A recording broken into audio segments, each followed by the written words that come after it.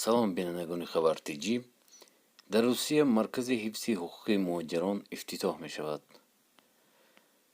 афзун бар марказ барои муҳоҷирон телефонии боварӣ фаъол шуд, ки онҳо новобаста аз миллат ва мазҳабашон метавонанд ба он занг зада кӯмак дарёфт кунанд.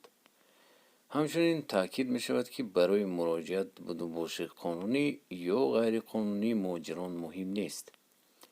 ба гуфтаи раиси шӯрои ulaмо мусулмонони Русия Албир Кырганов, ин лоиҳа дар 18 минтақаи Русия ба роҳ монда шудааст.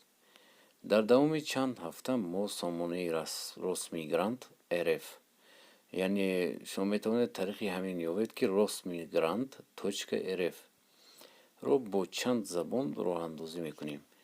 дар он ба масоили муҳоҷиратӣ маълумот дода хоҳишмандон метавонанд ба саволҳояшон тариқи WhatsApp, Viber ё тариқи паёмак посух гиранд, қайд мекунад Кырганов. ҳамчунин вай таъкид кард, ки ба муҳоҷироне, ки дар Русия ғайриқонунӣ ба сар мебаранд, бояд кӯмак кард, то тибқи қонунгузории кишвар будубошашонро қонунӣ кунанд. Кырганов гуфт, дар бештари ҳолатҳо ин муҳоҷиронро корфармоён истифода мебаранд ва шаҳрвандони хориҷӣ наметавонанд аз ҳуқуқҳояшон ҳимоя кунанд.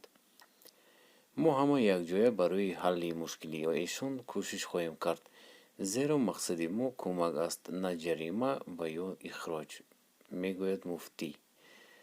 дар навбати худ шӯрои уламои мусулмони Русия бо ташкилотҳои ғайритиҷоратӣ, сафоратхонаҳо ВКД, ки ин лоиҳаро пешниҳод карданд, ҳамкорӣ мекунад. ин амал ифротгариро ва ҷиноятро пешгирӣ мекунад ва муносибатҳои байни қавмӣ ва байни мазҳабиро қавӣ мегардонад ва боиси зудтар удат кардани муҳоҷирон ба муҳити Русия мегардад. Кырганов дар анҷом қайд кард, ки дар давоми пандемияи коронавирус шӯро ба муҳоҷирон кӯмаки моддӣ низ расонида буд. дӯстони азиз, ягон саволе дошта бошед, ҳатман нависед, мо ҳатман ҷавоб хоҳем дод.